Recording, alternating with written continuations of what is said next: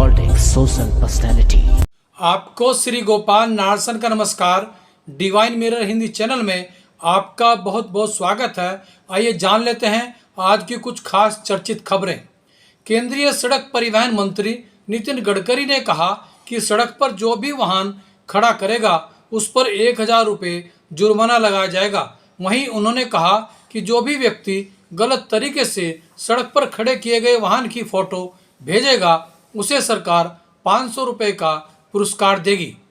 सरकार की अग्निपथ योजना के विरोध में युवा उपद्रवियों ने बिहार में जहां दानापुर रेलवे स्टेशन जला डाला, वहीं विक्रमशिला एक्सप्रेस समेत कई ट्रेनों को आग के हवाले कर दिया।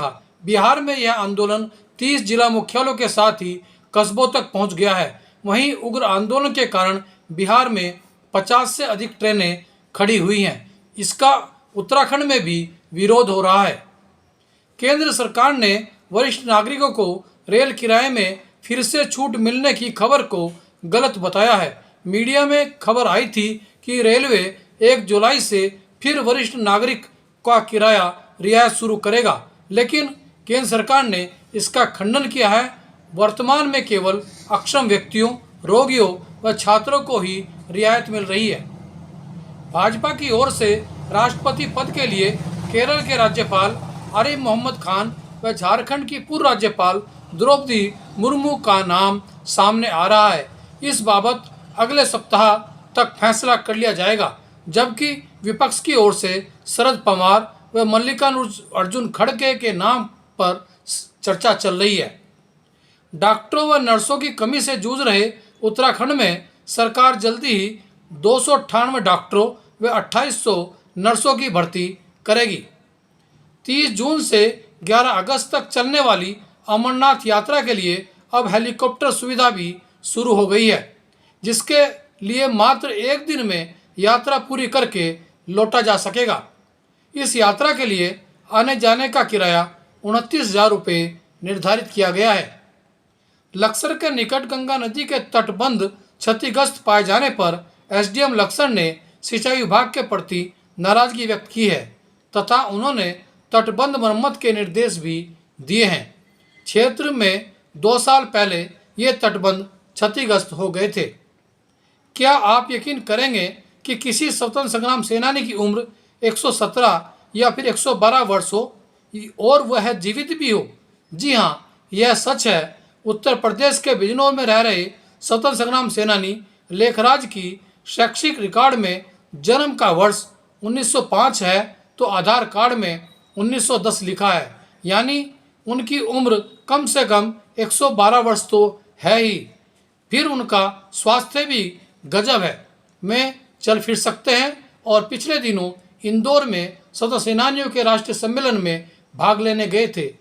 वहीं फिर देहरादून में भी उन्होंने राष्ट्रीय समन्वय समिति में प्रतिभाग किया।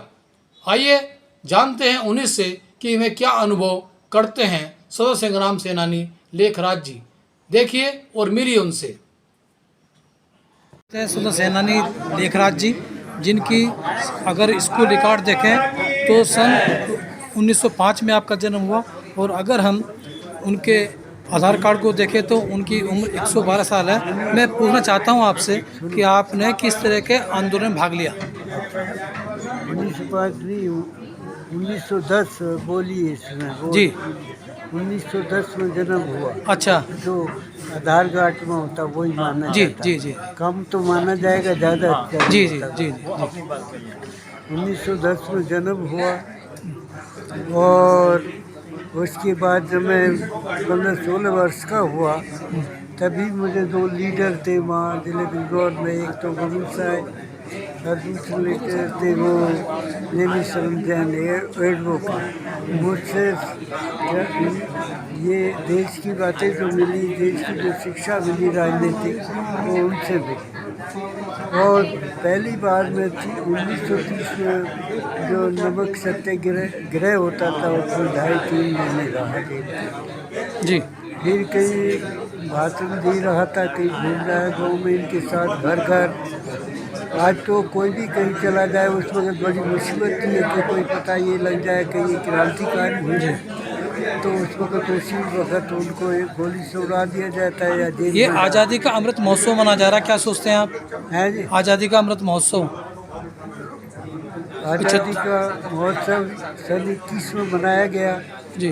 उसमें मोहम्मदपुर देवमल में, तो वहाँ पर जो वो मंत्री थे वो क्या कहते हैं उनको नहीं नहीं, अभी जो अमृत महोत्सव चल रहा है 75वां साल, वो क्या है? इसका जो है जी इसका है कि इस संगठन को मजबूत करना, जी जो ये संगठन है जी, जी। इसको मजबूत करना ठीक ठीक। और